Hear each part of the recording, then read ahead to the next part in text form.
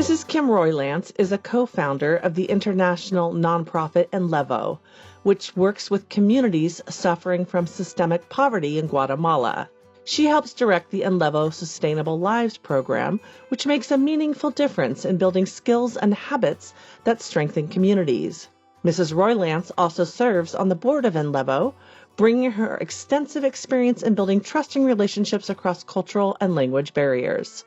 Mrs. Roylance has been actively involved in humanitarian work across the globe, contributing to efforts in countries such as Mexico, Myanmar, Pakistan, India, Vietnam, and Belize.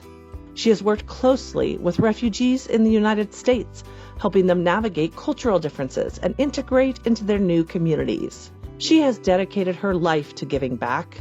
A compassionate leader, successful entrepreneur, and devoted humanitarian, Mrs. Roylance has made a lasting impact on the communities she serves, especially those that are often overlooked.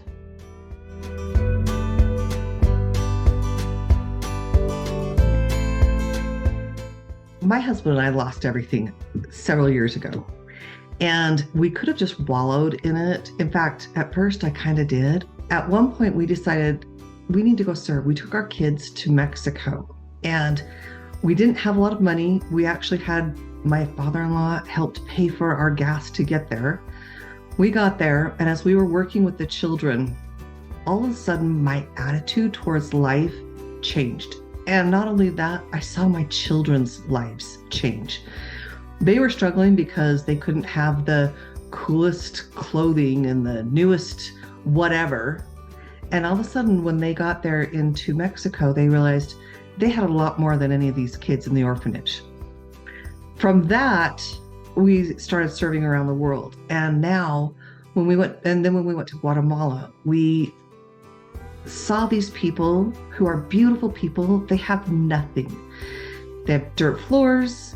They have no running water. They live in these siloed communities where they don't even speak Spanish. They speak Quechua. And they've kind of lost the light in their eyes to move forward. And so as we've been working with them, and when we first started working with them, and now we are seeing that light come back. People are getting hope, and that's what this is all about. Humanitarian work is about helping people change their lives.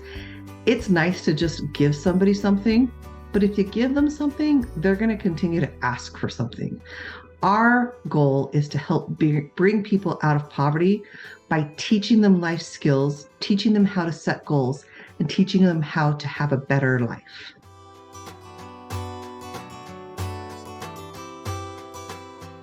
To me, good leadership is helping people become the best they can be and helping them dream big. When we first went to Guatemala and decided that we were going to help the people in Guatemala, we had this vision that we were going to help a few communities and maybe affect 100 lives. And wouldn't that be awesome?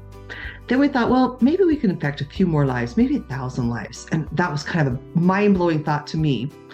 Then we met a wise woman who, a friend of ours, that as she learned about what we were doing, she said, you guys don't see the real picture. And we said, what do you mean? And she helped us understand.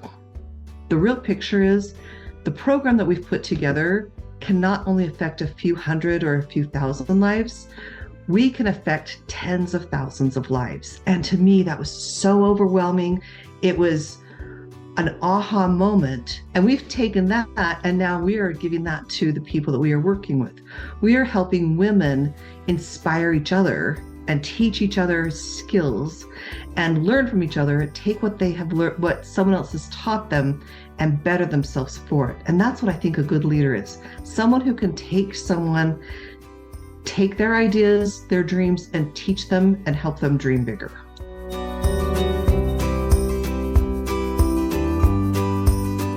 I think we need more women in leadership positions because women truly have a heart. And when they lead with their heart and they teach. They love people. And that's one of the things that I have found as we have worked with the people in Guatemala. My husband is great, and he is very good at all of the analytics and all of the processes and everything. But as he and I were talking today, and we were with a gentleman, he was telling him how Kim can go into any of these homes And for whatever reason, they let her in the home. I don't speak their language, but we do speak a common language. And as women, we speak the language of love, trust, and help. And if you can give someone the ability to trust you or to love you, you are going to help them achieve the dreams that they never realized were possible.